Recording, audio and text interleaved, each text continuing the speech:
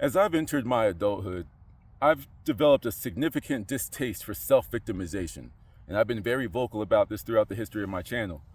I can't stand when people will make 1,000 excuses for why they can't do something, but when asked, well, what's one reason why you should go for it? What's one thing that you could play to your advantage to make sure that you put yourself in the position of success? Oh, I don't know. There's no point anyway. I mean, it's always just the rich people getting richer. It's because I'm black, I can't do this. It's because I'm a woman, I can't do this. It's because I'm gay, they don't like me, and blah, blah, blah, so why bother? What sense does that make? So you can think of 8,000 reasons why you shouldn't do something, but when asked what can you do, you just defer to blaming somebody else and putting yourself down. Hating on the person that has the car that you want. Hating on the person that's able to eat in every restaurant that they want every day. Hating on the person that was more qualified and got the job over you, or even less qualified. They were able to nail the interview a lot better than you. Why is it that you just automatically cast blame onto other people without working on yourself, without developing yourself, without structuring your life so you could be put in a position of success and greatness? People live their lives, especially the young people, even more so than my day, but Gen Z, Gen Alpha, these are the iPad kids, and they find every reason why they can't do something, every reason why you should be a victim, every reason why you should feel lesser than, and it bothers me. Where I'm going with all of this is, and something else I vocalized before, is one day I'm going to be rich as all hell. I'm going to be rich. I'm speaking that into existence. I'm going to be in the top 1%, let's just call it top 5% of the world. At some point in my life, I'm going to be up there, And as I'm on the come up, I can appreciate the people that are already there. You're rich. What did you do? What was your life like? What was your structure like? Now, some of these people say stupid things. I wake up at 3 o'clock every day and I sleep for 2 hours. Well, that's not a plan that's going to work for me. You see what I'm saying? But nevertheless, though, it's just like I see what they do. I see what they study, what they read, how they move, who they connect with.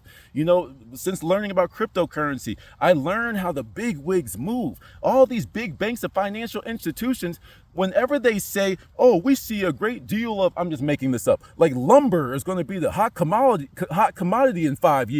But then all of a sudden, they put out that little saying, that little quote. But then all of a sudden, if you look at all their business moves, they're all stacking up on lumber and lumber connections and networking in that regard because they know what they're about to prop up.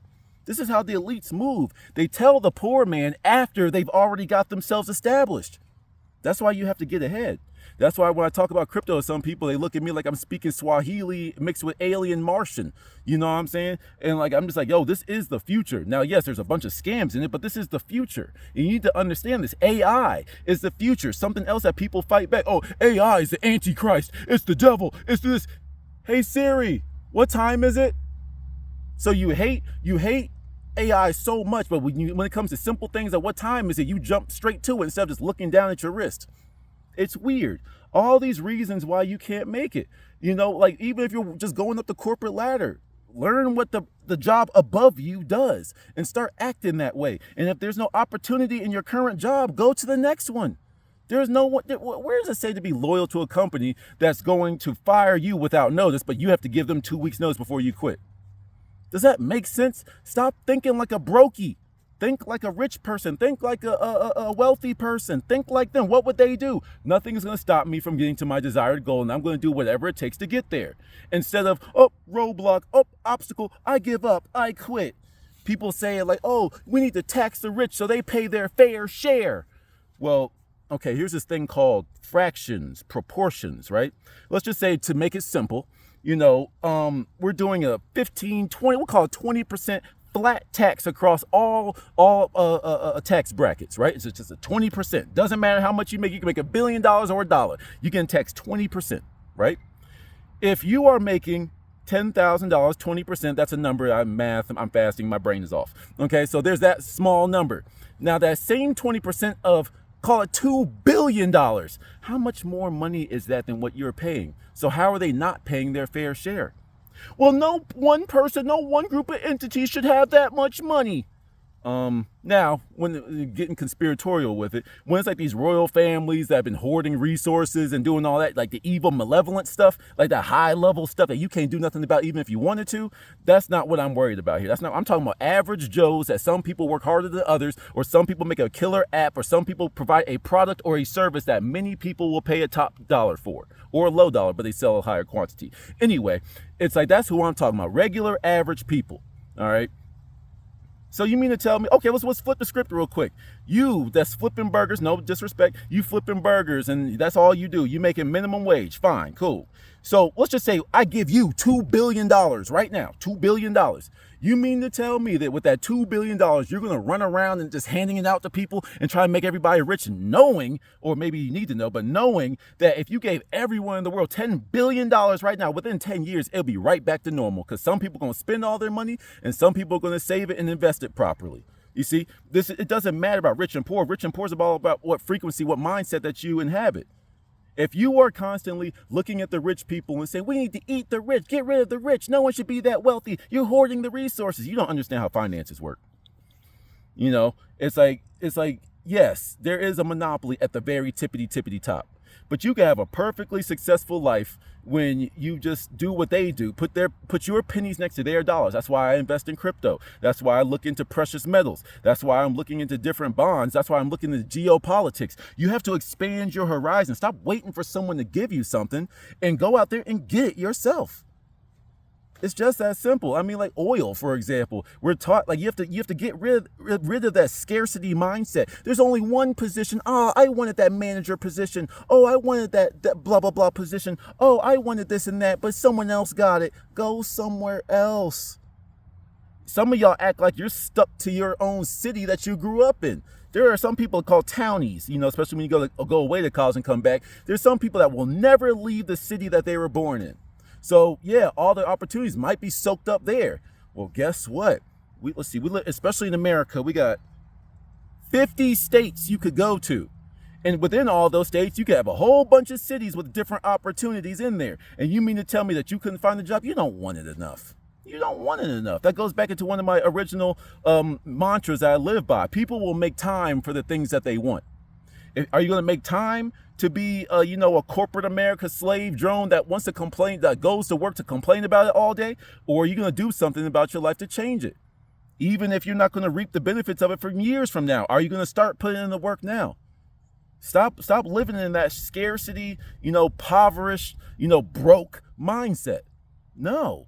You need to always keep an eye out for the next opportunity. Have an opportunity that the big wigs haven't even got into yet, aka cryptocurrency. That's why I keep pushing that one. Look into gold, look into silver, look into copper, platinum, those precious metals. There's so many different things you can do. Think outside the box. I'm gonna get into real estate, a hyper competitive market. Now, if you can win it, go for it. But you have to be creative with it too. We're getting into a whole new age of Web3. We're getting into AI. We're getting into like automated banking. We're getting into find where you can set yourself up. You have to do research. You have to get out of that victim mindset. Stop blaming the rich people for your problems. These rich people don't even know you exist. And we're talking about regular rich people, not those elites where they make trillions of dollars a day. We ain't talking about them. It's like, now they can go too, make the world a better place, but we can't control that as regular schmegular people. You know what I'm saying? But the guy that's driving around in that brand new Cybertruck. Those are some ugly ass trucks, by the way. But it's like, the guy that's driving around in that and you wanted that and you're hating on him. Oh, how did he get that? He must have cheated to get that. Oh, he must have did some backstabby stuff to get that. Blah, blah, blah. The other thing I want to say is don't be too prideful too. Now, of course, have standards. I'm not saying like, hey, you go from your corporate job to being a stripper unless that's what you want to do. I can't stop you, but I would not recommend that. But it's just like, don't let your pride get in the way either. Don't be like, oh, well, sometimes it is competitive. I'm contradicting myself, but I have to talk to whoever it is. There is competition in the workforce.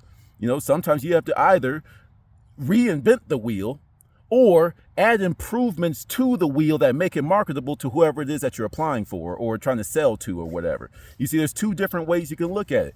I personally, I'm in a world of abundance. There's always an opportunity waiting for me. So I just say, hey, God, whoever you talk to, I talk to God. Hey, God, look, Show me something new. I'm ready for something new. I'm ready for a better challenge. I'm ready for something this. Hey, God, I need some more money, bro. This inflation is real. You know what I'm saying? But either way, I don't stress it. I cast my burdens unto God. That's where religion and spirituality are very helpful. But nevertheless, when you live in a world of abundance, you're not mad that that person got the job. Okay, that job was right for them. Or that's going to be something that moves their life forward. My opportunity will come. You see, I'm the type of person, like, I'll sit here, you know, we've been stuck in cages for 5 days, and they put out a big ass table of food, you know, a big ass table. They open up the cases and everyone's running.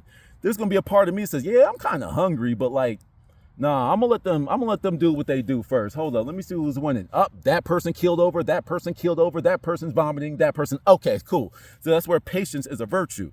Don't be too patient. Don't be too aggressive. You know, attack when it's necessary, defend when it's also necessary. You know, find that balance in your life. You know, otherwise, like, you just gonna keep spinning in circles. You're gonna keep on blaming everybody else for why you ain't got it. And that is no way to live. Till the next one.